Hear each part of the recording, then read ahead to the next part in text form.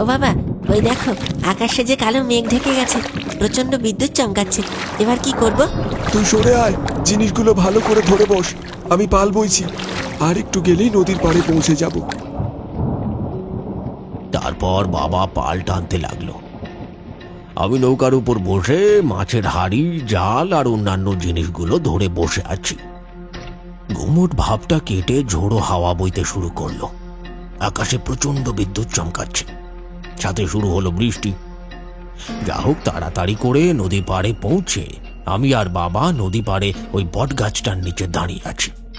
দেখলাম বাকি জেলেরা যারা মাছ ধরতে গিয়েছিল তারাও নৌকা নিয়ে বাড়ি ফিরছে। সব মিলিয়ে গোটা 10টা নৌকা আসছে। কি হলো খুড়া, তোমার চোখে জল, কাঁদছো কেন? সেদিনের কথা মনে করলেই এখনো চোখ ফেটে জল আসে। কেন খুড়ো, কি এমন ঘটেছিল যার জন্য তোমার চোখে জল আসে?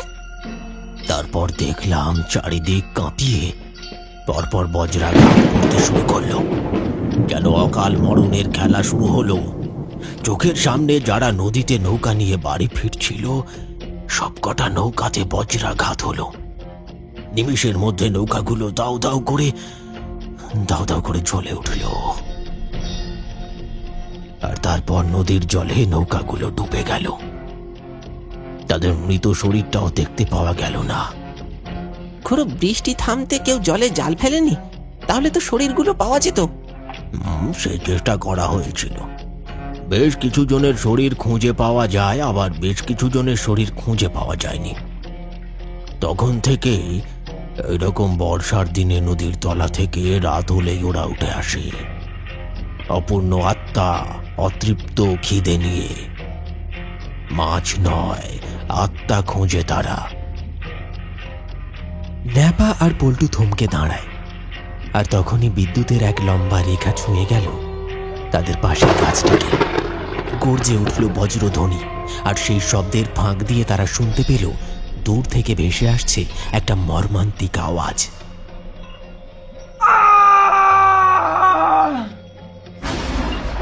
ও খুড়ো, এটা আবার কার আওয়াজ?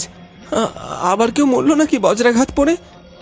হ্যাঁ, তাই তো মনে হচ্ছে, কিন্তু শব্দটা কোন দিক থেকে এলো বলতো? ওই দিক থেকে এলো, যাবে নাকি? আমার সঙ্গে আয়। তারা মাচা থেকে নামতে যাবে, ঠিক সেই মুহূর্তে সবাই ঘুরে তাকালো মাচার উল্টো দিকে। ঝোপঝাড় পেরিয়ে দূরে একটা বড় গাছের দড়ির পাশে কেউ একজন দাঁড়িয়ে আছে। গা ছমছমে অন্ধকারে স্পষ্টভাবে মুখটা বোঝা যাচ্ছে না, কিন্তু তার অবয়বটা স্পষ্ট দেখা যাচ্ছে।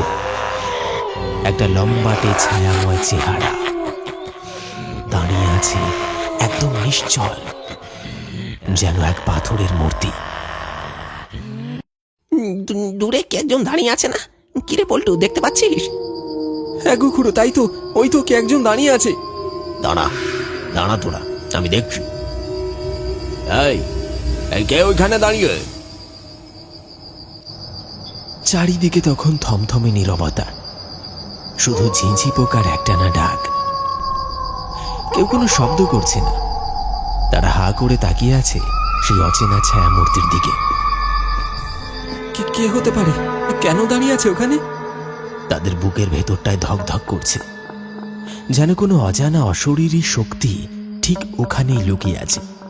ন্যাপা বলে উঠল, ও খুড়ো, দেখে তো মনে হচ্ছে ওই ওই পাড়ার ভোম্বল। ও এত রাতে এইখানে কি করছে? আমারও তাই মনে হচ্ছে, কিন্তু ও বেটা ওইখানে দাঁড়িয়ে কি করছে? এখানেই থাম তোরা, ওইদিকে এক পাও যাবি না। ব্যাপারটা ভালো করে বুঝতে দে আমায়। খুড়োর মনটা কেমন যেন কুঁকড়ে উঠল। মনে হলো অচেনা কোনো বিপদ যেন ঘাড়ের উপর নিঃশ্বাস ফেলছে। ঘন অন্ধকারে চোখে কিছু স্পষ্ট দেখা না গেলেও সেই মূর্তির চোখ দুটো জল জল করে জ্বলে উঠল, ঠিক যেন হিংস্র জন্তুর মতো। এত রাতের কেউ হতে পারে? মনে মনে প্রশ্ন করেই খুড়ো এগিয়ে কিছু বলতে যাবে, এমন সময় হঠাৎ তার আগেই সেই ছায়ামূর্তি হন হন করে সামনে এগিয়ে এলো। তার গায়ের রং ফ্যাকাশে হয়ে গেছে,